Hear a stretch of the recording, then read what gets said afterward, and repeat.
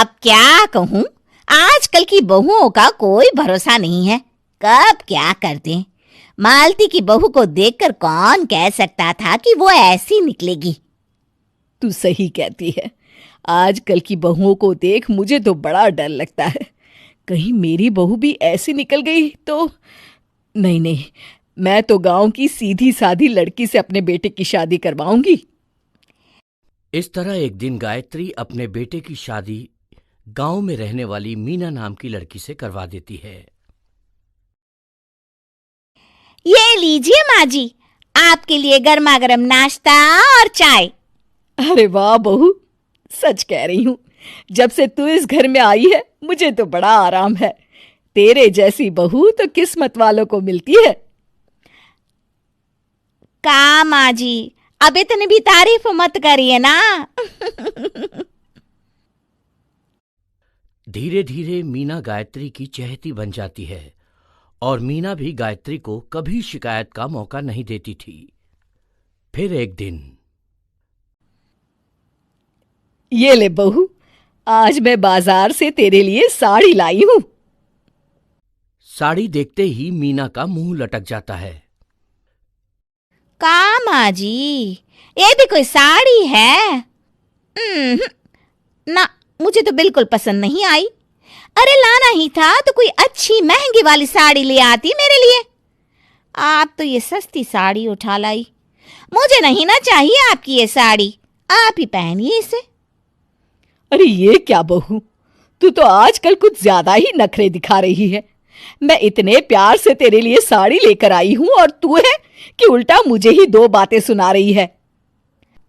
अरे माँ जी, आप अपने लिए तो बड़ी डिजाइनदार और महंगी महंगी साड़ियां खरीदती हैं और मेरे लिए ये सस्ती साड़ी ले आई। आप समझती हैं कि मैं गांव से आई हूं इसलिए मुझे कुछ नहीं पता। हाँ, अरे कुछ नहीं, तुझे शहर की हवा लग गई है बहू। इस तरह दोनों सास बहू में रोज किसी न किसी बात पर लड़ाइयां शुरू हो जाती थीं। एक दिन गायत्री अपनी कुछ सहेलियों को अपने घर चाय पर बुलाती है। अरे बहू, मेरी सहेलियों के लिए बढ़िया चाय नाश्ता तो बना दे। अरे माँ जी, अभी ना मेरे पास बिल्कुल भी समय नहीं है। मुझे ब्यूटी पार्लर जाना है। चाय नाश्ता आप ही बना लीजिए। हाँ, तू कब से ब्यूटी पार्लर जाने लगी है? शहर आए 2 दिन नहीं हुए और देखो महारानी के नखरे शुरू हो गए। बस भी करिए माँ जी, आपसे बहस करने के लिए मेरे पास ना बिल्कुल टाइम नहीं है।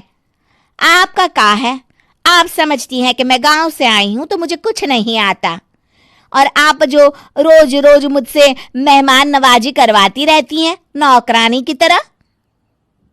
मीना के कमरे में जाते ही, अरे ये क्या गायत्री, तू तो अपनी बहू की बड़ी तारीफ कर रही थी, लेकिन ये तो तुझे कुछ समझती ही नहीं।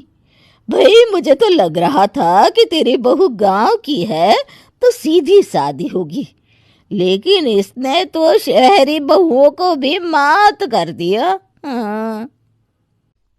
अपनी सहेलियों के सामने अपनी बेइज्जती होते देख गायत्री आग बबूला हो जाती है।